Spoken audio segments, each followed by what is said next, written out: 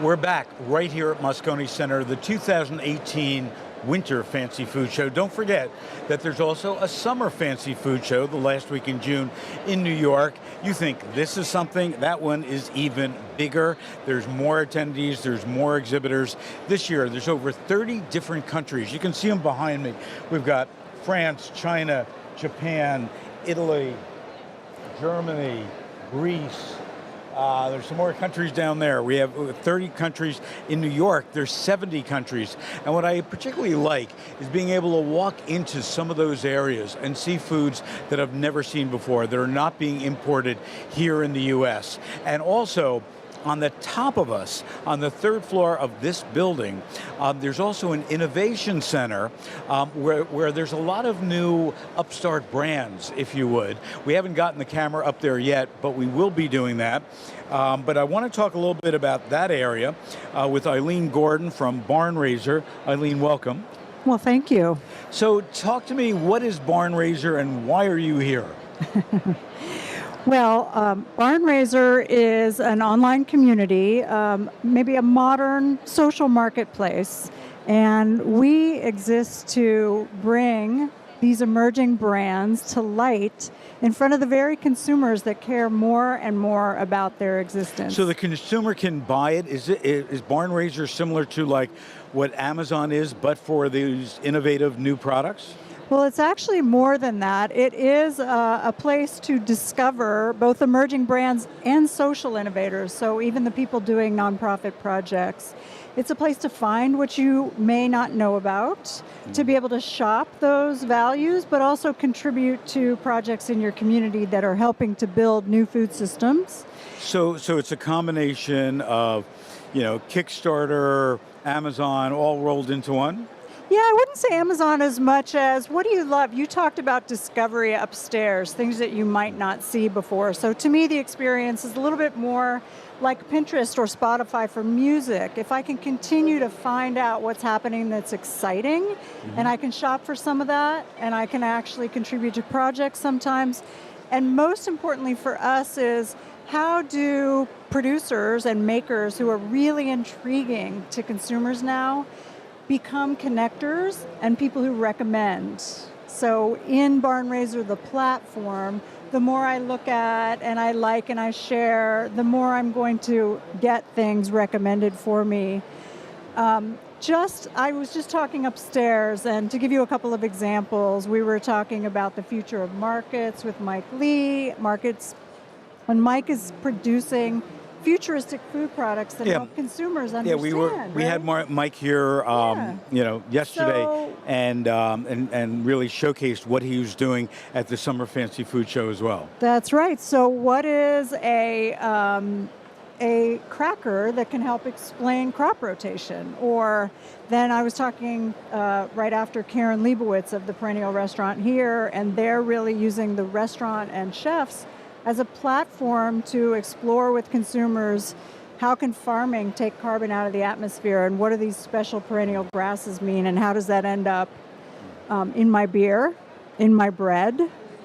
And so it's a really fantastic opportunity to create dialogue with consumers. Products are, restaurant experiences are, and Barnraiser brings that continual discovery into the palm of your hand and lets you act in various different ways on the things that you love. So when you've walked around the show, what are some of the things that you've seen that, you say, hey, I want this on Barnraiser, this is the kind of company, this is the kind of profile of the person behind this company. What do you look for, and what are you seeing so far?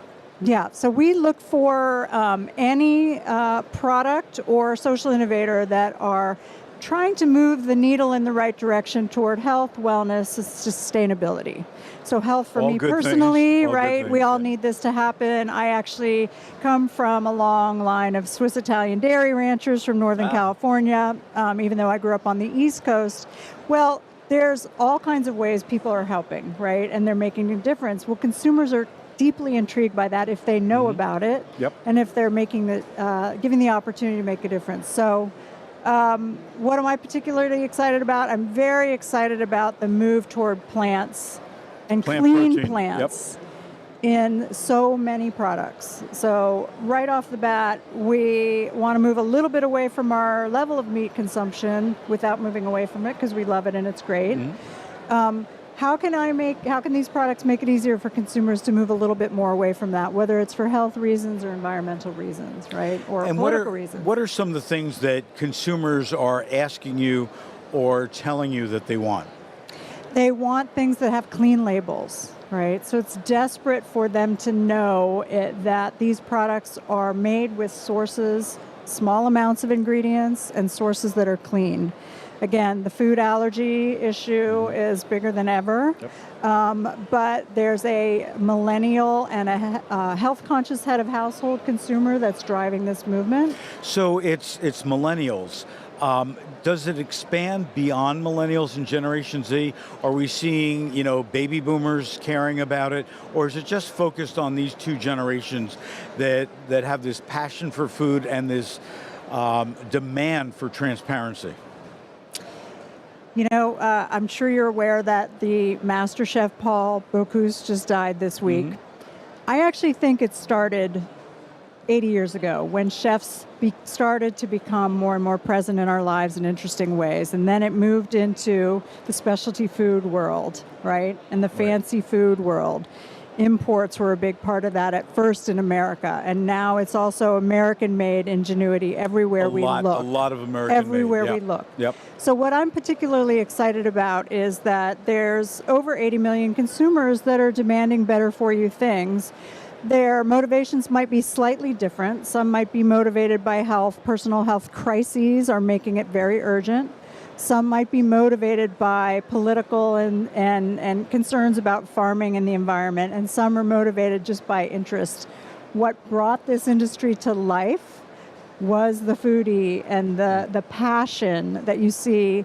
And it's, as you mentioned, in every corner of the globe, there's innovation, but now we can bring food innovation and passion together with solving real problems for individuals, communities, and the planet. Yeah, and we have to solve those problems because we have, limited resources. We have a growing population. We have dirtier air, dirtier water. So we really have to do something. And what I see with so many of these companies is it's not just about a product in a beautiful package that tastes great, but really they're talking about their footprint. They're talking about their sustainability. They're talking about everything that's important on a holistic scale, if you would.